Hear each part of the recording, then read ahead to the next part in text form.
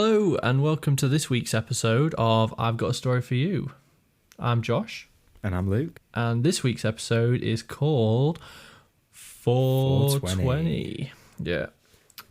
So this week we want to talk about our story of when we both went to Amsterdam. Was it about 2 years ago now? Yeah, I think so. About 2 years. Yeah, it will be 2 years in next month. So we went around April time. And we managed to be there for 420, which, if anybody doesn't know, is... I don't know the history behind it, Luke. Do you? I did. Get to explain? I did read up on it because I was like, why is this such a big thing? And from what I've read, it was a group of kids that after school at 4:20 used to meet at like this recreational grounds to smoke weed. And it became like are we meeting at 4:20 and all that. And then from then on, word travelled round. And that is now what the weed smoking community now, it's like a tradition for them. And I didn't really expect that it was going to be the way that it was when we went there. No, I don't think it was the fact that it was just 420. If you've ever been to, is it the Netherlands? Netherlands. What did you nearly say Neverland? Netherlands. So it wasn't it was really busy when we went, and I don't think it was just because it was 420. Well, if anyone's ever been to the Netherlands, Deutschland, they have this thing called King Day, right? If anybody wants to go to Amsterdam during that time in April, I can't remember when it is. It's around 420, obviously. Don't go. It's fucking chock-a-block, and you're not going to be able to get around anywhere. It was a nightmare. Yeah. Every hotel was literally full. So much so that we ended up having to book in a hostel. Which to be fair, I've stayed in hostels loads of times when I've been away in Europe. And it was pretty decent because it was a 4-bed dorm. We were obviously 2 of the beds, and we only had one other guy in there for the duration of us being there. Yeah. But we thought we'd be a bit cheeky with it. And like, when we booked it, it was like, have you got any special requests or anything? So you said to me, ask them for a laminated picture of Queen Liz. I was like, why? He was like, because it'll be funny. So we did. I completely forgot all about it. It was months after, weren't it, that we ended up... Because we booked it months in advance. Yeah. So we completely forgot about it. And so we got there and we went up to the room, obviously notified who we were and that. So they took us to our room, and then just waiting on the bed was a laminated picture, probably A3, was it? A4? It was pretty big. Of Queen Elizabeth II. And we just looked at each other like, what the fuck's this? And then it clicked that we just... Yeah, we were like, my God, this is the coolest hostel I've ever stayed in. Why would they take that request seriously? I don't know. I really don't know. But it made us laugh because it was stressful. It was so stressful getting there. But that pretty much set the scene for the holiday that we had to come. We just knew that, okay, this is going to be a good laugh. We're going to enjoy ourselves here. And we did. Yeah. And obviously, we're in Amsterdam. One of the first things that I thought, it'd just be good to do, get it out of the way, first thing, try and find a coffee shop. Yeah. And we found, for the first one, we found the most, like, bougiest one. We walked in, it's like all wooden counters, and everyone behind is wearing, like, little green dicky bows and waistcoats. And it was mad, wasn't it? I was like, what the hell is this? As if this is just, like, legal. Like, can you imagine anything like that in the UK? No, not at all. I mean, to be fair, right, I think it was safe to say we were both a bit reluctant to sort of go into the coffee shop, to be fair, because it was, like, so unnatural to be able to go into a shop. Yeah, you felt like a criminal. I was just like, can I have a weed, please? Can I have 2 weeds? Oh, and then there's this man with a dicky bow just standing it over with a fucking white glove on. And it's like, here, sir. And we was like, oh, wow. And I went, what is it? As if I'd fucking know anyway. And I can't remember. He said it was like, you know what? I can't even remember the name. It was Runts, I think the name was. And I was like, well, you're the connoisseur. I'll try and enjoy it. I said, so where can we have this? And he just went, anywhere. And I went, no, but where? Did. And he just went, anywhere. I was like, no, but I can't just like walk around the street with it. And he said, yeah, you can. I was like, what is this place? And my face just dropped. I was like, So I think they did have like a little smoking room upstairs. So we went up there just to, because I did not want to be walking around my first time. No. So we were like, right, we'll go up there, have a little bit of it. And there were these two Canadian people in there. Can you remember them? Yeah, I can remember that. They were definitely in their 60s. And they were just passing this joint between them. But they would not stop talking. They were like giving us the third degree of like, oh, I'm not going to do the accent. I was like, oh, so how long are you here for? I definitely think they thought we were a couple. Every fucker does when we're out together. So finished off in the room. I think we only had like a quarter of it between us. Yeah, and that was already. I was like, this is new. What's this? My teeth felt fuzzy.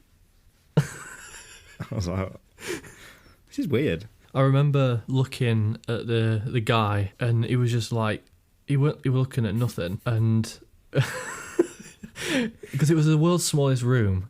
It was tiny, wasn't it? It was like a glass conservatory. It was just me, you, and two Canadians in the room. There were conversation there, like you said before, but then all of a sudden it just went silent. I think it was at that point everyone was just like lit at that place because the bloke was just staring into nothingness. The woman was just staring at him, and then me and you were just kept looking at each other and giggling like we just didn't know what to do. And so we finished off what we wanted and ditched that idea. Yeah, we were like, right, let's go for a walk. And we found this really nice windmill pub, and we were like, oh, let's go there. So we had a walk around, tried making it to this windmill pub, and on the way there I was like, oh, should we have another couple of drags? And you were like, I'm good. I'm fine. And I was like, right, you're going to be the responsible adult then, because I'm going to have another couple of pubs. So I did. Got to this windmill pub. I sat down, and there's a photo, and this photo haunts me because I look white. I am like so pale, like fucking Casper. And we ordered these beers, and you just kept looking. We sat outside, a beautiful sunny day, and you just kept looking at me going, are you all right? And I'm just sat there like, I feel weird. You look dead. I know, I felt dead.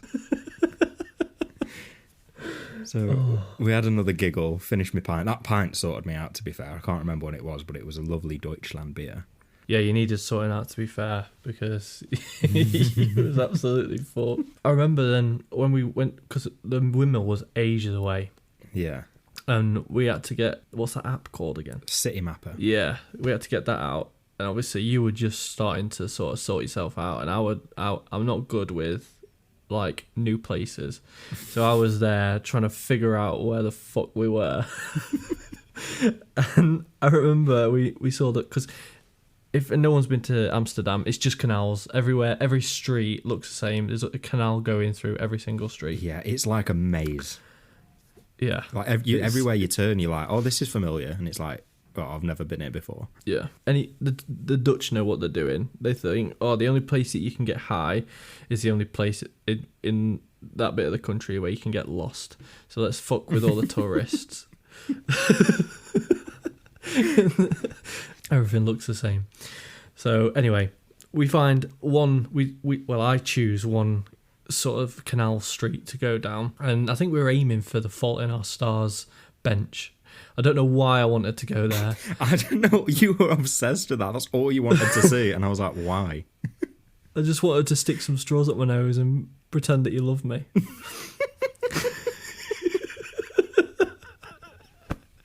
So anyway, we went to go and find the Fault in Our Stars bench. But as we were walking towards said bench, there was a boat of... The best way I can describe these people was a boat full of Tories. Mm-hmm. They were the most upper class, posh white boys you've ever seen in your life. Yeah. And they didn't laugh, they quaffed. They quaffed.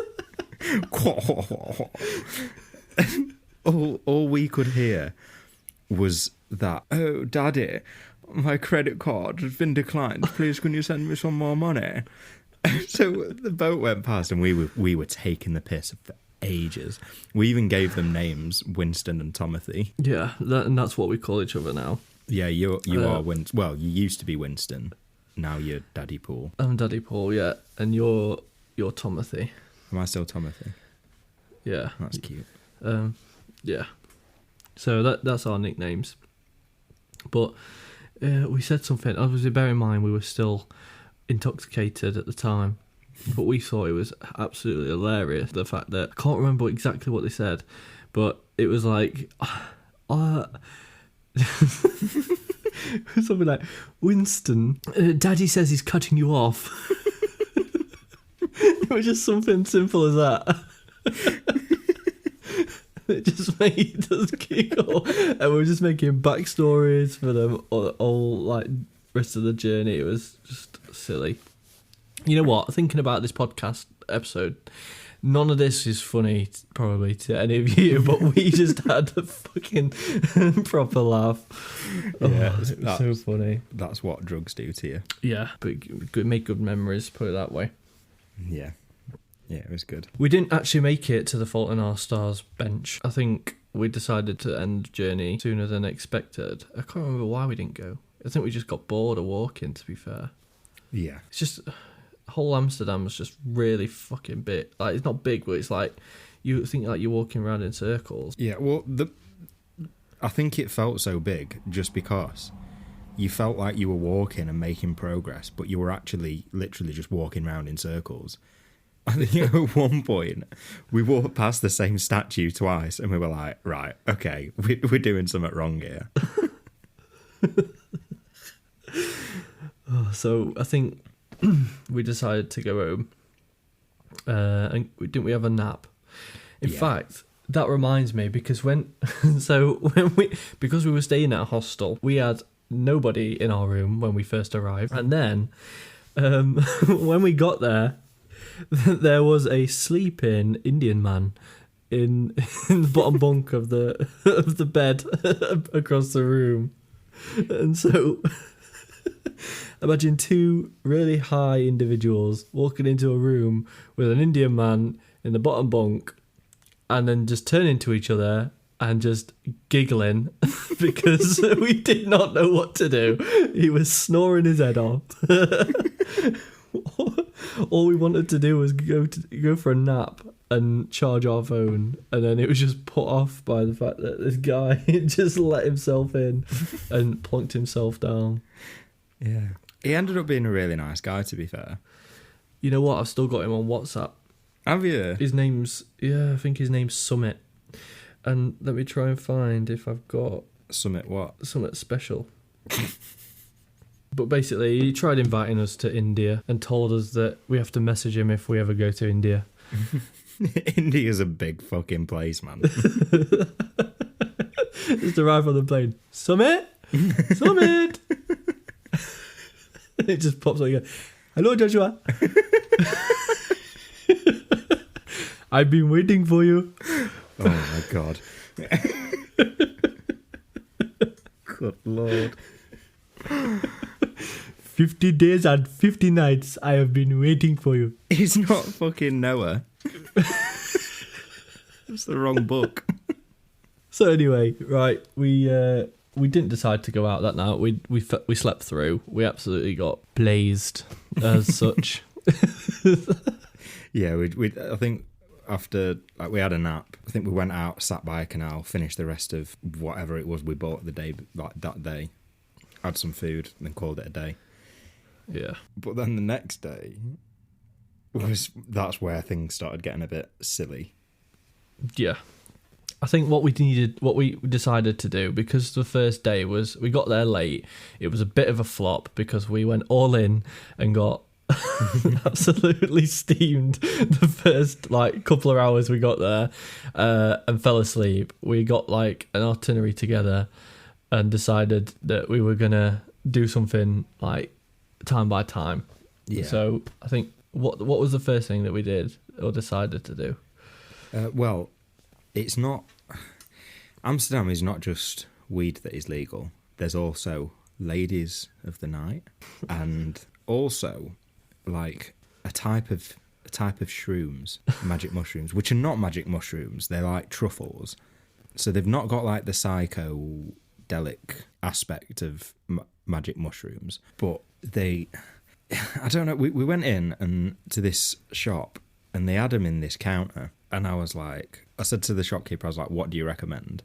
He was like, is this your first time? And I was like, yes. He said, okay, well, don't go full strength. Maybe go 4 out of 5 stars. I was like, for my first time. He was like, yeah, you'll be fine. I was like, all right then. I'm here, when in Rome and all that. So you didn't have any, did you? Because... No. So the common theme of this trip was Josh was the responsible adult. 1, because I was shit scared, and 2, I really wanted to be there sober for when Luke dies. That's a horrible thing to say. But fair. Because when I go out, I'm going to go out in style. It will be something to watch. So we got them. I bought them, and I was like, right, let's have them now. It was first thing in the morning. I was like, I'll have them now, because apparently the last couple of hours, then we'll be fine. Completely forgetting that we'd booked the fucking Anne Frank Museum for that day. I'm not even laughing at that. Right, the fact it just reminded me, right? So we bought these, it was about 8 o'clock in the morning, and you're on your phone, how to take mushroom truffles. So he's like, apparently they taste like shit, Josh. I was like, oh, do they? You were like, smell them? You're like, yeah, they smell like donkey ass, right? So I was like, you're gonna have to just eat them if you're gonna eat them, or just get something to knock it down with. And so Amsterdam don't have a Lidl. It's this weird different branded Lidl. So we went into the Temu version of Lidl, and Luke decided that the one thing that he was going to drown these mushrooms in to make them taste better was fucking orange juice. So, and you can't just buy orange juice in Amsterdam. You've got to go, and it's one of those machines where they slice it and squeeze the orange. So we sat there for about 10 minutes just fucking squeezing oranges into a litre and a half of orange juice bottle. I don't know, it's just so funny that you just decided to get a massive fucking thingy of orange juice. Yeah, the worst thing was, after I'd eaten them all, I carried on reading facts of what happens when you take them and that, and it says that if you have them with anything citrus, it enhances the effects. That was it. Yeah, that was it. I was like, fuck, I've just drank a litre of orange juice. Yeah, I remember now. Oh, we were stood outside this Aldi, a couple of fucking hobos. You're there with a pot of truffles and a bottle of fucking orange juice, and you're just taking them I don't know how can I physically describe this to what you were literally caning them down. I don't know. I couldn't have looked any more out of place if I'd have tried. Oh, he's just such a hobo, and I'm just stood there looking at him and thinking, this guy's going to be fucked in the next 30 minutes. Yeah. So I didn't feel anything for a good hour, and we're walking round, and then it started kicking in, and it felt like it was like a similar kind of feeling to the joint we had, like a bit of a head buzz. So I was like, right, we need some food, and we found this pancake place, didn't we? And if we thought that being outside this Aldi, this Lidl, was us being out of place, well, the pancake shop didn't know what was coming, so it was busy as it was, right? And we managed to get a seat. There was the only seat left, and it was in between this American couple and some Dutch people. And Luke's, as soon as he got in there, he sat down and looked at me in the eyes and started laughing. Now, I didn't know what was happening. I've never seen anybody do shrooms before, but it did click to me that maybe this had finally set in. And oh, did it? So I'm looking at the menu, and Luke's still laughing. And so I give him the menu, and I say, Luke, you need to pick something to eat. So you're looking down at the menu, and you're still laughing. And I was holding it together quite well, though. I was just kind of like tittering to myself. It wasn't full-blown outburst of laughing until we ordered we ordered these 2 stacks of pancakes that had, it was like layers of pancake, maple syrup and bacon all the way up. Yeah. But then on the top of this stack was this tiny little cocktail sausage. And I don't know why, but that sent me off.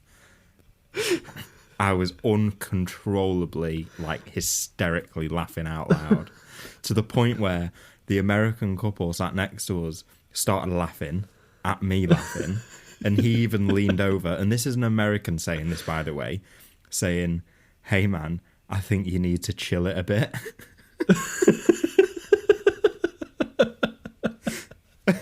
And I was like, oh my God, I don't know what to do.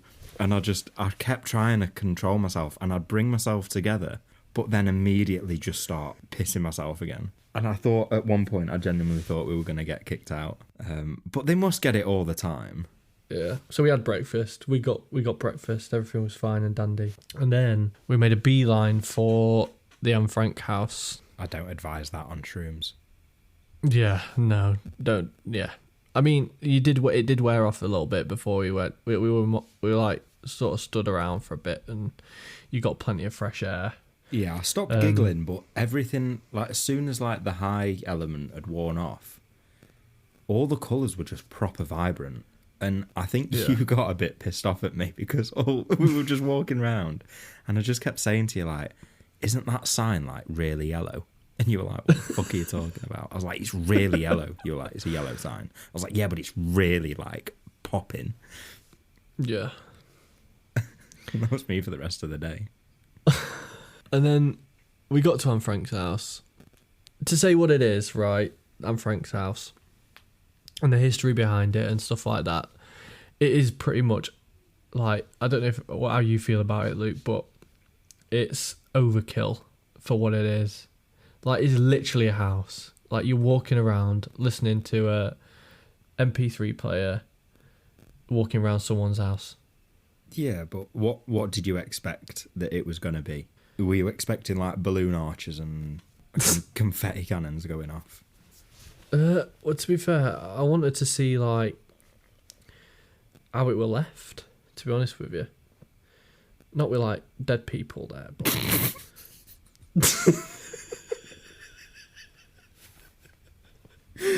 no. It was weird though, because it's like you go through like the whole house, and it's all just so, it is completely empty, isn't it? It's like there is nothing in there, and it's quite spacious. And this is before I fully realised that when she was in hiding, it wasn't in the main house; it was behind the bookcase, up them steps. And we're walking around, and all I kept thinking was like, this isn't that bad. Like, this is bigger than my flat back at home. Like, don't get me wrong, I'm not trying to evade the Nazis where I am now. Which I'd imagine brought the tone down a bit. But I was like, oh, this isn't tiny. And then I saw the bookcase, I was like, I see what's going on. She was playing hide and seek up there, wasn't she? I was expecting to find a pop out. A what? Like, what I wanted to expect to see her like popped out, and this is just a little skeleton in wardrobe. Fucking hell, man.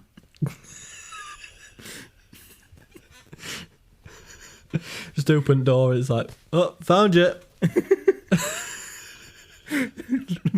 Your turn to count. I'd love to have gone at Halloween. That'd be sound, wouldn't it? Sound, yeah, that's the word I'd describe for it as well.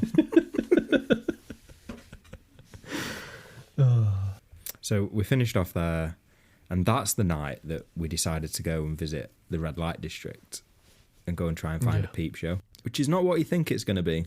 No, I mean it was on both our bucket lists, so we had to do it. Bucket list, that's one word for it. Yeah, definitely. I mean, right. Again, if you've never been to Amsterdam, there's a few things I want to point out about the red light district. Weirdly, I don't know how you feel about what I'm about to say, but it's not very big. I thought it'd be bigger. The red light district? Yeah. Yeah, I know what you mean. You kind of just stumble across it, don't you? Yeah, and about 5 steps you're out of it again. Yeah. But yeah, it's not very big. And the second thing is, like, there are some, like, dedicated... There's, like, a museum that we went to. I think we went there before we did anything else. So we went to a museum, first off, so we could understand a bit more about the red light district, because we aren't animals. We don't just want to see titties. Luke might disagree with me on that one. I wanted to see titties. And I wanted to learn about the history of the red light district. I'm joking. I really wanted to see some boobies at the time. But yeah, we went there first. To be fair, that's shit. You might as well just go to a peep show like we did and see some real boobies, to be fair. Yeah, you get... The peep show was not just... It just wasn't what I expected. I don't know. I don't know what I expected, but it wasn't that. Like, it's basically just a big circle room with loads of doors on the outside, and everyone queues up. And then when you go in, you put your €2 in, and then the screen goes from like cloudy to clear, and then you can see what's happening on the inside. But not only can you see what's happening on the on the outside, you can also see every other fucker in all the other rooms around it. And when my screen turned clear, bang opposite me, opposite this circle, I could just see this one guy like aggressively like shanking his snake. I was like, oh no. I've paid for this. Well, it was like 50 cents, but that was the best 50 cents I've ever... Is it cents? What did they have It was €2. Well, were it? Yeah. That's expensive. Because considering, like, so the peep show, like, it was really busy when we walked in, but all of a sudden, it, like, completely dispersed, and me and Luke did not know what was going on. So we rushed into, like, the cubicles as such, and it was just... I don't know what we were expecting it. I thought it would just be like a girl in there playing with herself or like getting railed. But we soon realised why everyone had dispersed. Second time in, put the €2 in, glass went clear, and there was just the biggest woman you have ever seen. And I don't even know why I paid €2, because there were that many rolls, you couldn't see anything. Like, I didn't know if what I was looking at was a knee, an elbow, or a boob. This reminds me of Madagascar. Moto likes you.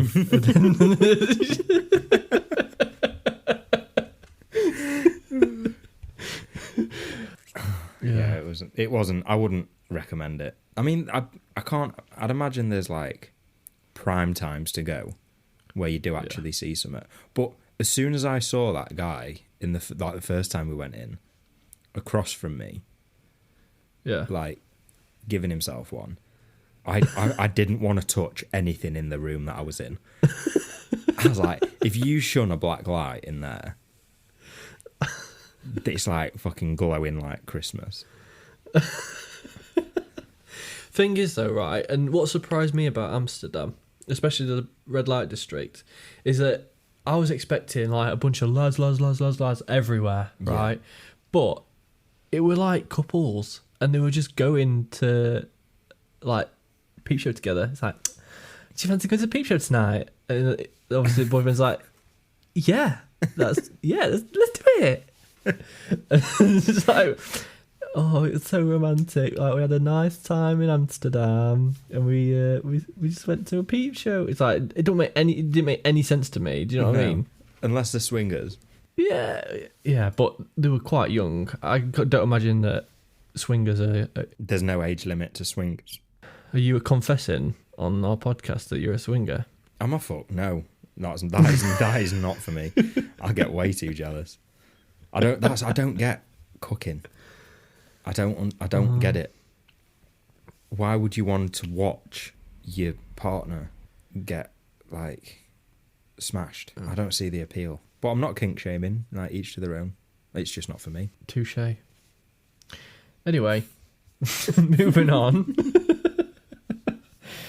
So yeah, we went. So after the peep show, we went home and we had to sort of get ready for the morning because we had quite an early flight, didn't we? To go back home. Yeah.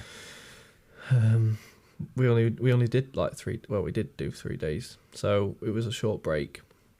Yeah, it was nice though. I mean, I completely fucked up on the last night because after the peep show, I thought, what we're gonna do? So we went for a bit more food.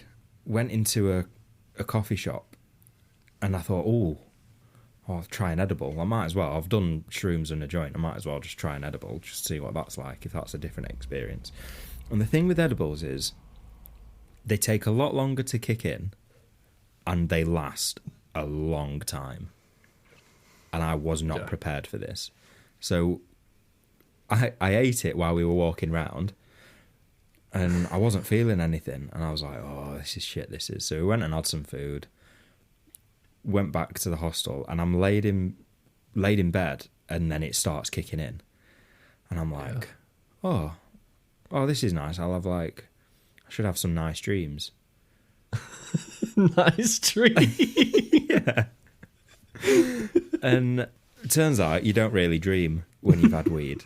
It just sends you into like the deepest state of sleep that you've ever been in. And it lasted that long that we woke up the next morning to go and like get to the airport, and I had to peel my eyes open. I was still so high, and I was really concerned. I was like, oh shit, I'm not gonna be allowed back home. The paranoia starts sinking in, and I'm like, oh fuck, here we go. And it was like, it weren't like the easiest journey either, was it? Because like we had to obviously walk, and we were miles away from the train station. Yeah, but we had to walk all the way to the train station, and then it was like a 20-minute train ride. But all the stations are obviously in Dutch, and you've not got a clue where you are. Like, the next station is Herdiger. I'm like, what the fuck is that? Yeah, that last day for me as well. Because what you haven't mentioned is that you did the edible on the night before and was still feeling it. I decided to have a spliff as we were walking home. Walking to the train station, and that didn't take long to kick in because I thought, right, you know what, fuck it, we've got ages yet, like until we're home, so it's probably going to wear off anyway.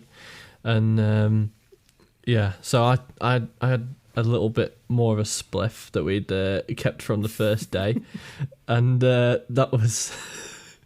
I know now what a stinging Roger is, because that burnt, but it also meant that it stung me for the rest of the fucking day, because For the next 4 hours, I was in deep paranoia. Everybody was apparently looking at me. Yeah. Every 2 minutes, I was asking you, am I doing anything weird? And I don't know why you were asking me, because I was off my nut. Oh, it was just so bad. I don't think weed's for me, to be honest with you, Luke. No, if it ever become legal in the UK, yeah, no. Not touching it. No, it was fun. I'm glad we did it. Yeah, and if we went back, I would go again. I would do it again. Yeah. But I know my limits this time, and I know what to do and not to do. The thing is, like, I think Amsterdam is an experience, and it completely depends on who you're with. Yeah. And obviously, if you can have a laugh with somebody, then you're gonna have a good experience, aren't you? And that's what we did the whole time. Yeah, it was just two mates out, and I was worried because I'd heard loads of stories about Amsterdam police being really tough on British tourists, because you do get quite a lot of like lads groups going out there, and we are the furthest thing from lads. Virgins. Yeah. At one of the restaurants we went in, we ended up sharing a meal and sharing a bottle of wine between us. I've no idea why people think we're gay. Oh, it happened the other day though, didn't it, when we were out?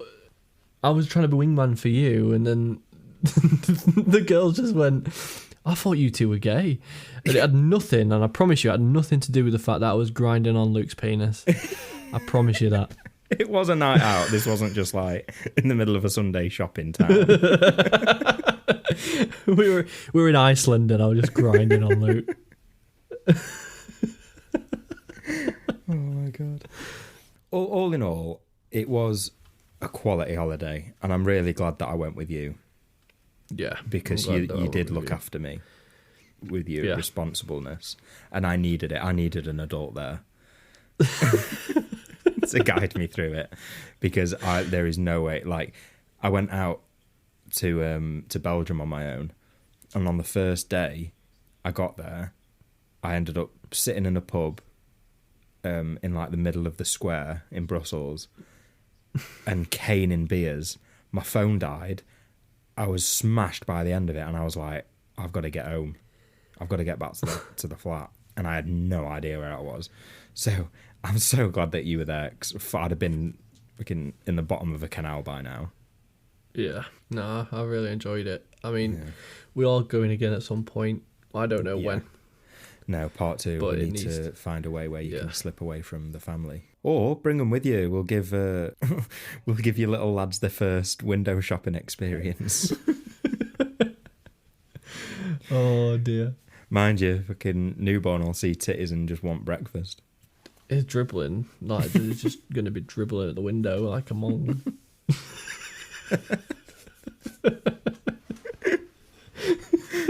Oh God. Well, I think that's the perfect time to move over to the questions of the week. Questions. Nice. All right, so the first question I'm going to pose is, if we had to be tour guides in Amsterdam, what would be the worst possible itinerary that we could give to someone? So we'll do it off 2-day one, shall we? Yeah. So day 1, it's really hard because Amsterdam's such a nice place. Yeah. I think the worst parts about it are the fact that when all the prostitutes in the red light district, they all look about 12. Sex workers. So, sorry. Sorry if I've offended anybody. The sex workers all look around the age of 12. Which is perfect for me. It's perfect for Luke. But if you're not a paedophile, then it's a bad experience. So yeah, that's one bad thing to do. I just want to put a disclaimer. I'm not a paedophile. That was just for the pod. Just for the podcast. I don't. You can't make a shit itinerary for Amsterdam. It's impossible. I think you can. In terms of like the order of which to do things, I think don't get high first. Yeah. And just try and plan everything that's like close together in each segment, just so you're not constantly walking around in circles, figuring out where you are. One thing that we didn't do, which I wanted to do, is a swing. I think that would have been good, really high. Yeah, I don't know. I think I'd have shit myself again. Yeah, but you have to get a ferry to get there, you know. Yeah, that's why we didn't do it, because it was like, and we were skinned. Like I think you were fine. I was so poor on that holiday. I had to I think I had to extend my overdraft limit while we were there, and we were gonna get tattoos while we were there. But you spent all your money on that 13-year-old prostitute. Sex worker. Sex worker.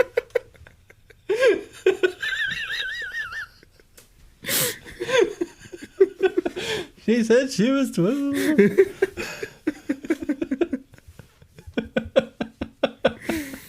Yeah. I owe you. I still need to get that tattoo. So basically, we were going to get matching tattoos when we were out there of the 3 X's, but that even the cheapest place for like 3 tiny little letters was like €100. And I was like, I can't justify this. We'll just get them when we get back. And you got yours done pretty much straight away in the most obvious location on your arm.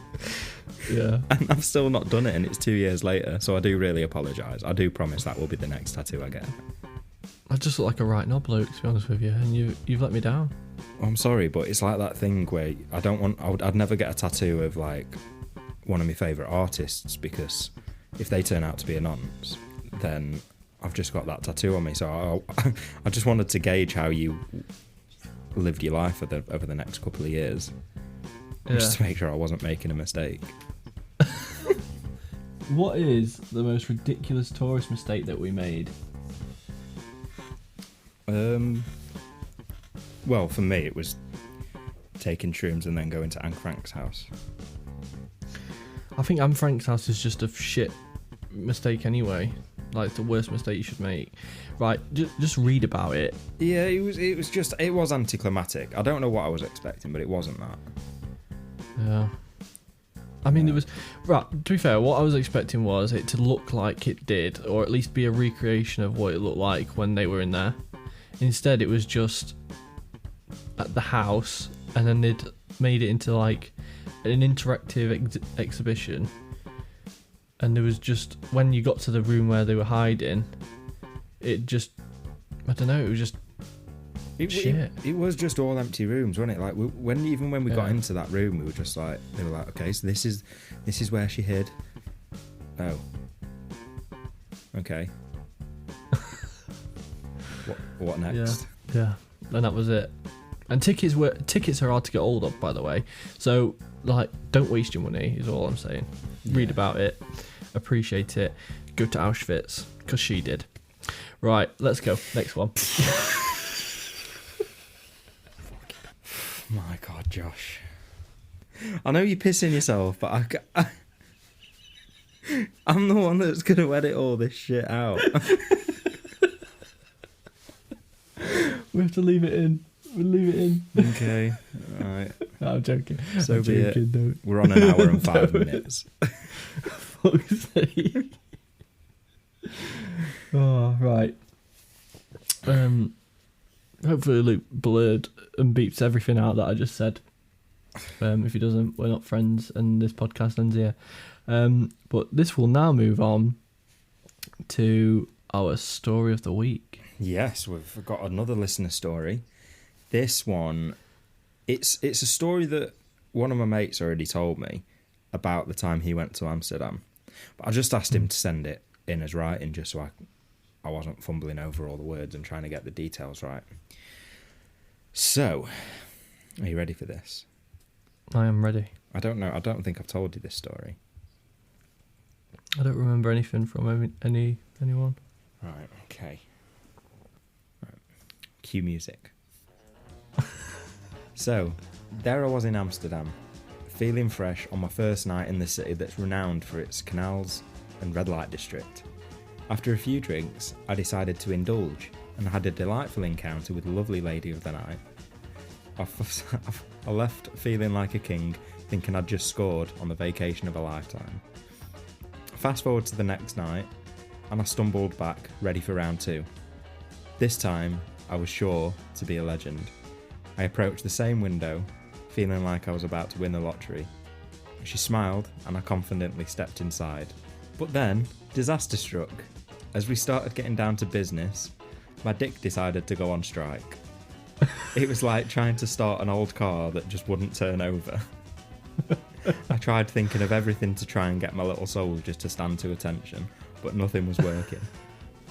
After what felt like an eternity, she raised an eyebrow and said, "Is everything okay?"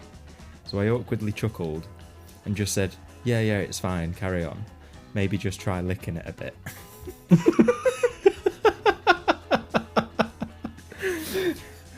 Finally, after a little bit more foreplay, with a sigh she said, "Look, darling, either get it up or get out." Ouch. Talk about a blow to the ego. So I stumbled back out onto the street, feeling like a massive failure. But to add insult to injury, she followed me out and shouted to the whole of the street, "This guy can't get it up."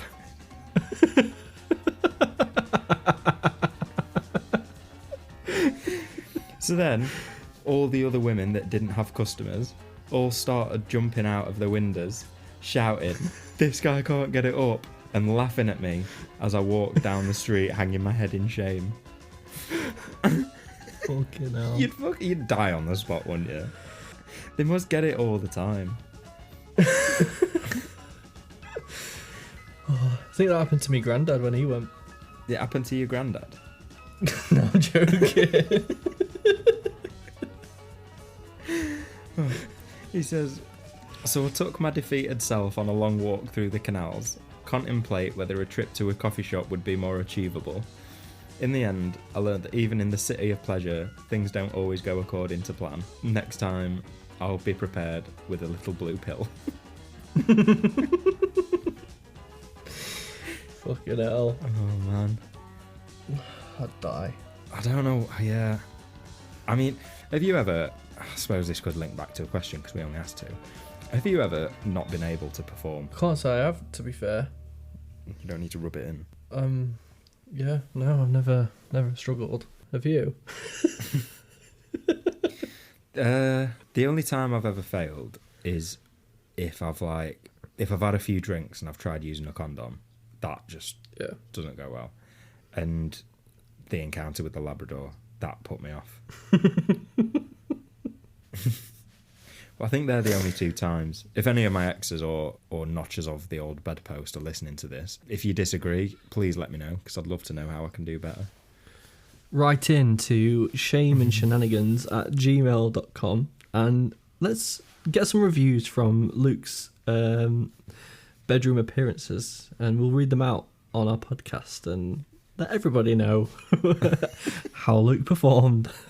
I don't think we're going to be doing that segment, listeners, so don't get excited. But it would be nice to get the feedback. Should start my own TripAdvisor. It was a wild ride. I'm glad we did it, and I'm looking forward to doing it again. Yeah, definitely. Go to Amsterdam. I recommend it. And go with your mates, because it's the people that you go with that make it. Yeah, I can't imagine having the same experience as if I went with my family. Yeah. I mean, I'd like to go with your mum. Although I would absolutely love to see my dad on shrooms. Oh, dear me. I'd love to take my nan on and see what she'd be like. She's got Alzheimer's now. You'd finish her off. Like, legit. Yeah, well, I don't know. It might bring out some memories for her. You'd take her to Anne Frank's house and she'll start, like, looking for coffee cups. Making herself a brew. Be a bit of waste of time for my brother because he's gay. Yeah.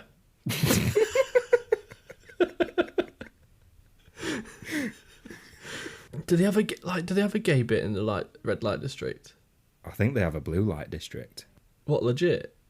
I think what it's called. I don't know if I'm making that up, but it sounds legit, doesn't it? Yeah, apart from the colour. Why? What's wrong with the colour? Rainbow district. It needs to be rainbow district. Or the gay quarter, where you live. What? Is it not called the gay quarter? What, in Manchester? No, there's Northern Quarter and then there's Canal Street. You're a fucking idiot, mate.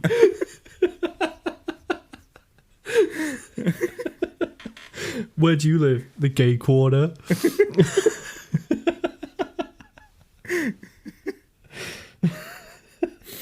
Oh my god. Oh dear. Yeah, I think that's the perfect time to wrap up this week's episode. Thank you so much for listening. If you do have any stories or questions, please aim them at shameandshenanigans@gmail.com. But apart from that, I've been Luke. And I've been Josh. And you've been listening to I've Got a Story for You. Bye-bye. Bye-bye.